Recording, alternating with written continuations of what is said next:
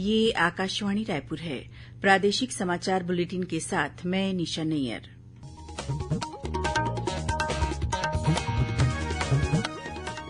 अब पेश है आज के मुख्य समाचार। केंद्र सरकार ने श्वसन संबंधी रोगों इन्फ्लुएंजा के बढ़ते मामलों को लेकर सभी राज्यों को पत्र लिखकर दिशा निर्देशों का पालन करने और जन जागरूकता फैलाने को कहा। प्रदेश में बाल देखरेख संस्थाओं से बाहर जाने वाली बालक बालिकाओं के पुनर्वास के लिए मुख्यमंत्री बाल उदय योजना शुरू की जाएगी। मोर आवास मोर अधिकार के तहत भाजपा आगामी 15 मार्च को करेगी विधानसभा का घेराव। और अगले 24 घंटों के दौरान दक्षिण छत्तीसगढ़ में एक दो स्थानों पर हल्की से मध्यम वर्षा होने की संभावना।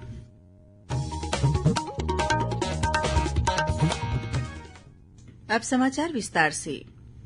केंद्र सरकार ने कुछ राज्यों और केंद्र शासित प्रदेशों में श्वसन संबंधी रोगों इन्फ्लुएंजा के बढ़ते मामलों को लेकर सभी राज्यों और केंद्र शासित प्रदेशों को एक पत्र लिखा है। केंद्रीय स्वास्थ्य सचिव राजेश भूषण ने पत्र में कहा है कि राज्यों और केंद्र शासित प्रदेशों में इन्फ्लुएंजा के मामलों को देखते हुए श्वसन संबंधी एकीकृत निगरानी तंत्र के दिशा निर्देशों का पालन करना चाहिए। उन्होंने इस संबंध में राज्यों से आम जनता के बीच जागरूकता फैलाने को भी कहा। इस बीच केंद्रीय स्वास्थ्य मंत्रालय ने एक बयान में कहा है कि यह इन्फ्लुएंजा H3N2 वायरस के कारण फैल रहा है। बच्चे और बुजुर्गों को इससे ज्यादा खतरा है। भारतीय आयुर्विज्ञान अनुसंधान परिषद ने संक्रमण से बचाव और इसके नियंत्रण के लिए परामर्श जारी किए हैं। इसमें कहा गया है कि पीड़ित लोगों को मास्क पहनना चाहिए और भीड़भाड़ में नहीं जाना चाहिए। साथ ही पर्याप्त मात्रा में तरल पदार्थ लेनी चाहिए और बुखार तथा बदन दर्द होने पर पैरासिटामॉल लेनी चाहिए। छत्तीसगढ़ के मुख्यमंत्री भूपेश बघेल ने कल नई दिल्ली में प्रधानमंत्री नरेंद्र मोदी से मुलाकात कर जल्द जनगणना कराए जाने का आग्रह किया। इस दौरान श्री बघेल ने प्रधानमंत्री से जीएसटी क्षतिपूर्ति, कोल रॉयल्टी सहित विभिन्न लंबित मांगों पर भी चर्चा की। मुख्यमंत्री ने बताया कि वर्ष 2011 के बाद जनगणना नहीं होने से हितग्राहियों के चयन में दिक्कत आ रही है। कई पात्र हितग्राही योजनाओं का लाभ लेने से वंचित हो रहे हैं।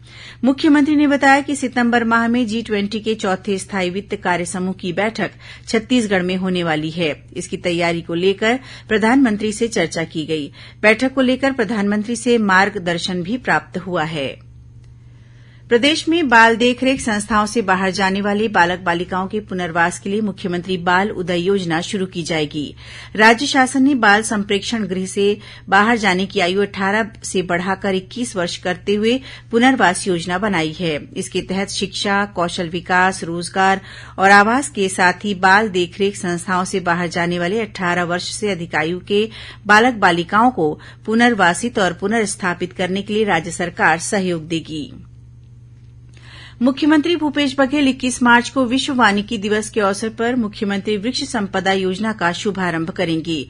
इसके तहत प्रदेश भर के हर जिले में समारोह का आयोजन किया जाएगा। वाणिज्यिक वृक्षारोपण को बढ़ावा देने के उद्देश्य से छत्तीसगढ़ में मुख्यमंत्री वृक्ष संपदा योजना के क्रियान्वयन की तैयारियां जोरों पर है। मुख्य सचिव अमिताभ जैन ने इस सिलसिले में प्रदेश के सभी कलेक्टरों और वन मंडलाधिकारियों को पत्र भेजकर जिले में आवश्यक तैयारियां सुनिश्चित करने के निर्देश दिए हैं। मोर आवास मोर अधिकार के तहत भारतीय जनता पार्टी द्वारा आगामी 15 मार्च को रायपुर में विधानसभा का घेराव किया जाएगा। नेता प्रतिपक्ष नारायण चंदेल ने आज जांजगीर में आयोजित पत्रकार वार्ता में बताया कि मोर आवास मोर अधिकार के तहत होने वाले इस आंदोलन में भाजपा कार्यकर्ताओं के साथ ही आवास योजना के हितग्राही भी बड़ी संख्या में शामिल होंगे। उन्होंने बताया कि आवास के मुद्दे को लेकर भाजपा द्वारा चरणबद्ध आंदोलन किया जा रहा है। वहीं भाजपा विधायक बृजमोहन अग्रवाल और पार्टी के पदाधिकारियों ने आज पार्टी कार्यालय एकात्म परिसर में प्रदेशव्यापी विधानसभा घेराव के पोस्टर का विमोचन किया। इस मौके पर आंदोलन के संबंध में जिला और मंडल पदाधिकारियों की बैठक आयोजित की गई।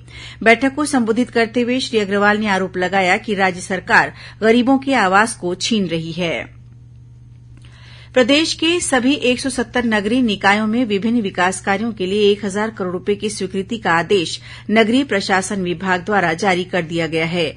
नगर निगमों में रायपुर को 100 करोड़ रुपए, भिलाई को 60, बिलासपुर को 50, दुर्ग को 25, भिलाई चरौदा, अंबिकापुर, जगदलपुर को 20-20, रिसाली, राजनांदगांव, रायगढ़, कोरबा को 15-15 करोड़ तथा बीरगांव, धमतरी और चिरमिरी नगर निगम के लिए 10-10 करोड़ रुपए की राशि स्वीकृत की गई है। इसी प्रकार सभी 44 नगर पालिकाओं को 5-5 करोड़ रुपए और सभी 112 नगर पंचायतों के लिए 3-3 करोड़ रुपए की स्वीकृति जारी की गई है। विश्व किडनी दिवस के अवसर पर अखिल भारतीय आयुर्विज्ञान संस्थान एम्स रायपुर में बच्चों के लिए पीडियाट्रिक नेफ्रोलॉजी के विशेष क्लिनिक का शुभारंभ किया गया। इसमें किडनी रोगों से पीड़ित बच्चों का इलाज किया जाएगा। विशेष क्लिनिक का उद्घाटन करते हुए एम्स के निदेशक professor doctor Nitin M Nagarkar ने बताया कि इससे बच्चों में किडनी रोग के कारणों और इसके उपचार के लिए विशेष सुविधाएं उपलब्ध होंगी। वहीं भविष्य में किडनी रोग से पीड़ित बच्चों पर शोध भी संभव हो सकेगा। यह विशेष क्लिनिक प्रत्येक गुरुवार को सुबह 9 से दोपहर 1 बजे तक संचालित होगा। प्रादेशिक समाचार आप आकाशवाणी रायपुर से सुन रहे हैं।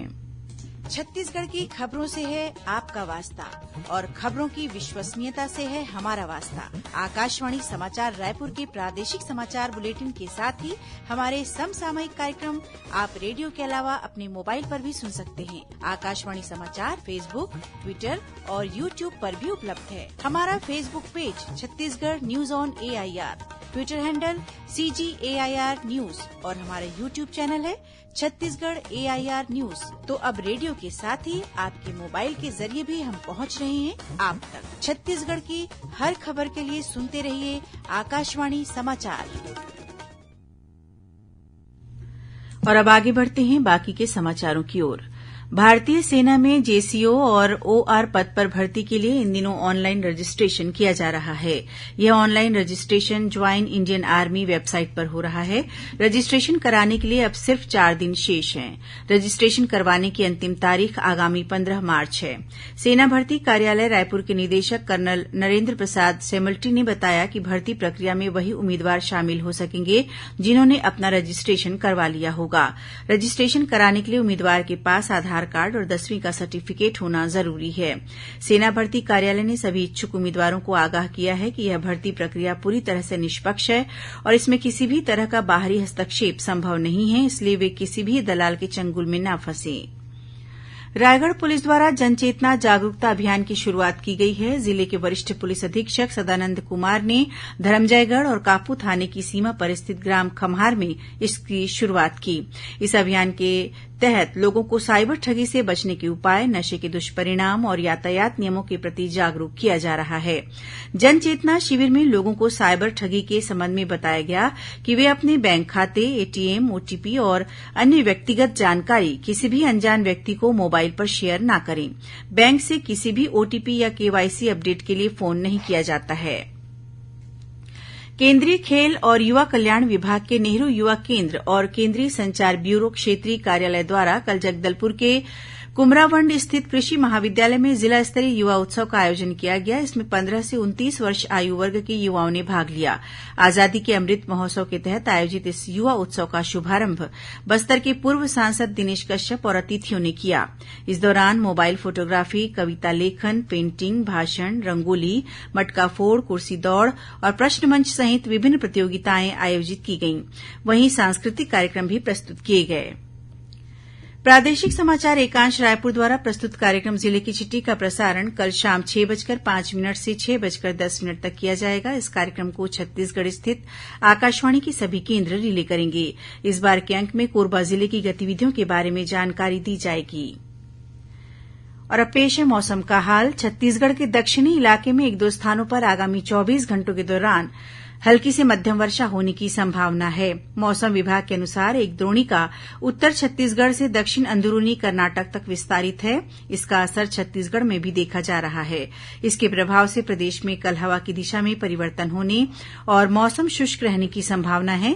इस दौरान अधिकतम तापमान में विशेष परिवर्तन नहीं होगा, लेकिन तापमान में वृद्धि का क्रम लगातार जारी रहेगा। साथ ही आगामी 14 मार्च या उसके बाद प्रदेश में मौसम के मिजाज में बदलाव आ सकता है। और अब कुछ खबरें संक्षेप में। छत्तीसगढ़ के राज्यपाल विश्वभूषण हरिचंदन से आज राजभवन में केंद्रीय जनजातीय कार्य और जल शक्ति राज्य मंत्री विश्वेश्वर टूडू ने पुष्पगुच्छ भेंट कर उनका अभिवादन किया। विधानसभा अध्यक्ष डॉक्टर चरणदास महंत ने जांजगीर चांपा जिले की नगर पंचायत सारागांव में विद्युत उप संभाग कार्यालय के शुभारंभ के साथ ही लगभग 2.25 करोड़ रूपये के विभिन्न विकास कार्यों का लोकार्पण और भूमि पूजन किया। छत्तीसगढ़ राज्य हज कमेटी के चेयरमैन मोहम्मद असलम खान ने बताया है कि हज कमेटी ऑफ इंडिया मुंबई के सर्कुलर 4 से प्राप्त सूचना के अनुसार हज पर जाने के लिए आवेदन की तिथि 10 से बढ़ाकर 20 मार्च कर दी गई है। छत्तीसगढ़ योग आयोग द्वारा आज नियमित योगाभ्यास कार्यक्रम के तहत राजधानी रायपुर के रामकृष्ण परमहंस वार्ड के कोटा स्थित टीचर्स कॉलोनी गार्डन में निःशुल्क नियमित योगाभ्यास केन्द्र का शुभारंभ किया गया। राजधानी रायपुर के साइंस कॉलेज मैदान में कल 12 मार्च को कलार महासम्मेलन का आयोजन किया जाएगा। इसमें प्रदेश सहित देशभर के कलार समाज के लोग शामिल होंगे।